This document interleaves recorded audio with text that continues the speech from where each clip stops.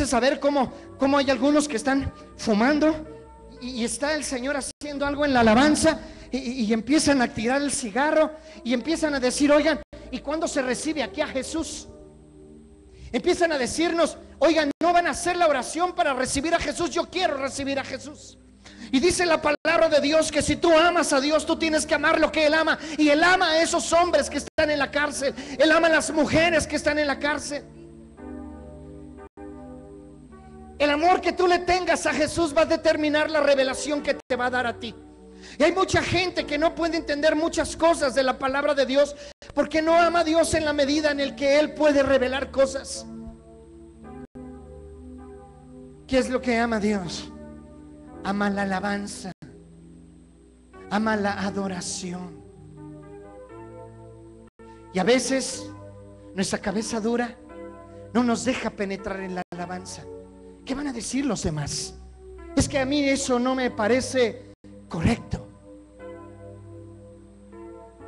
Imagínate que te vaya a tocar en las bodas del Cordero, sentarte en la mesa de los colombianos cristianos,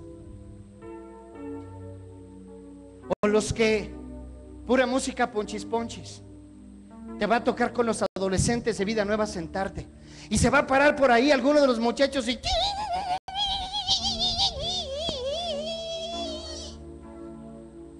¿y qué le vas a decir al Espíritu Santo?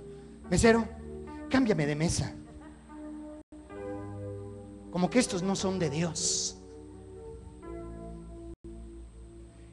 Y Dios los ama. Y en la medida en la que tú amas, es en la medida en la que te está siendo revelado muchas cosas de la Biblia. Y por eso hay mucha gente que constantemente escucho que cuando lee la Biblia no le entiende. Y no le entiende porque no le va a ser revelado por cuanto no ama lo que Dios ama. Y en la medida en la que tú amas, es en la medida en la que tus ojos van a empezar a ver cosas que nunca habían visto. Tus oídos van a empezar a oír cosas que nunca habían oído. Y van a empezar a subir de parte de Dios revelaciones a tu vida como nunca antes las habías tenido. Y la condición es amarlo. Gente que me dice: pastor, ¿qué hago? ¿Qué sigue? ¿Qué hago? ¿Qué sigue? ¿Qué hago? Y la respuesta sería: ¿qué tanto estás amando a Dios? Ahí está la respuesta. ¿Quieres que Dios te revele qué tanto le estás amando? Colosenses 2.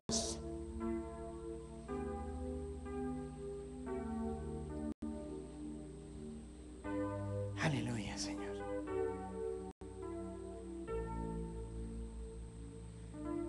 ¿Sabes? Cuando el profeta vino hace 8 días y empezó a hablarle a jóvenes, empezó a hablarle a ministerios, empezó a hablar de una manera fuerte sobre la profecía, sobre la revelación.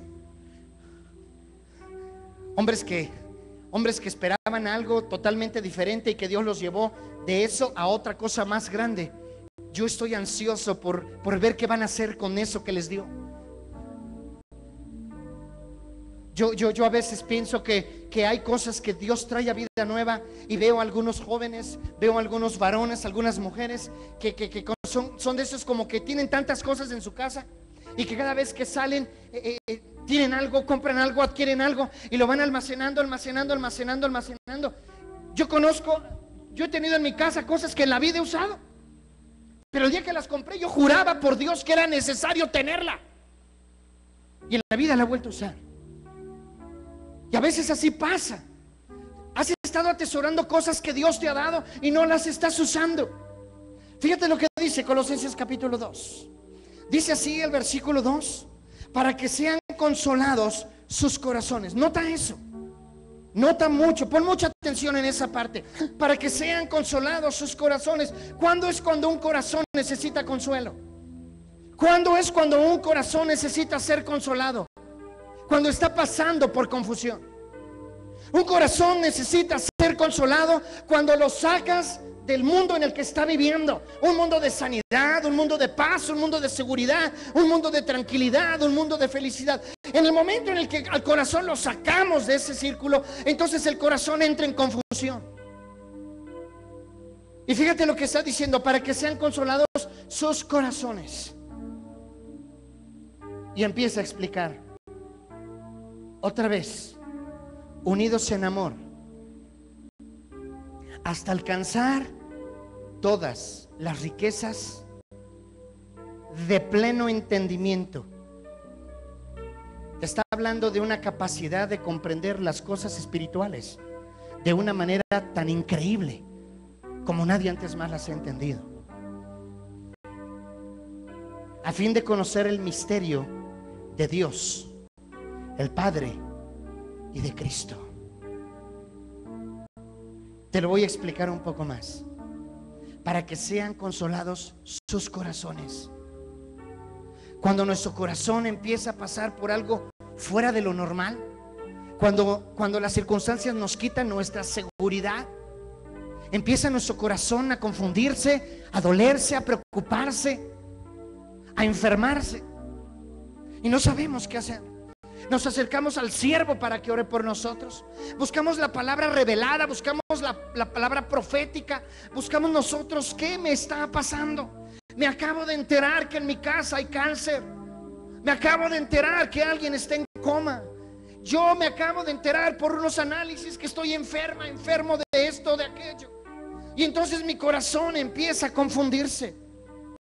Empiezo a ver que está en riesgo mi trabajo, que está en riesgo mi salud, que mi marido ya no quiere venir a la iglesia, que ya mis hijos no quieren asistir a la congregación, que ya me enteré que mi hijo estaba tomando cerveza en la escuela con sus amigos, y que me enteré por ahí que fulano de tal ya andaba metido en algunas cosas y se metió a un súper a robar.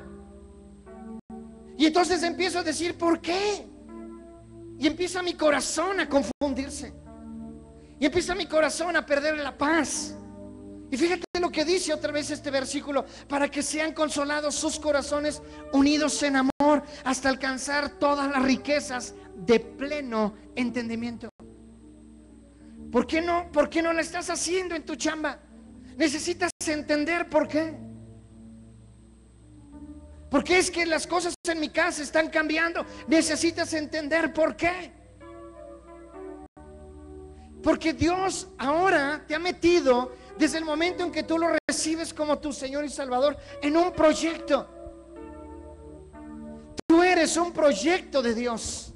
Eres un hombre, eres una mujer que conoce tu nombre, te ha llamado por nombre. Y a veces tu corazón se confunde por las cosas que están pasando, por todo lo que está cambiando en tu casa. Una situación, una mala decisión ha cambiado toda la historia, todo el entorno de tus sueños, pensamientos, proyectos. Y entonces nos dice aquí la palabra de una manera muy clara que tu corazón necesita consuelo.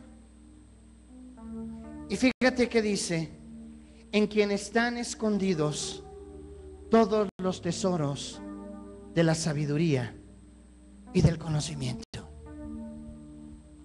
¿Te das cuenta que hay cosas que Dios te puede explicar? Hay cosas que Dios te puede explicar. Dios te puede explicar por qué tu papá es como es.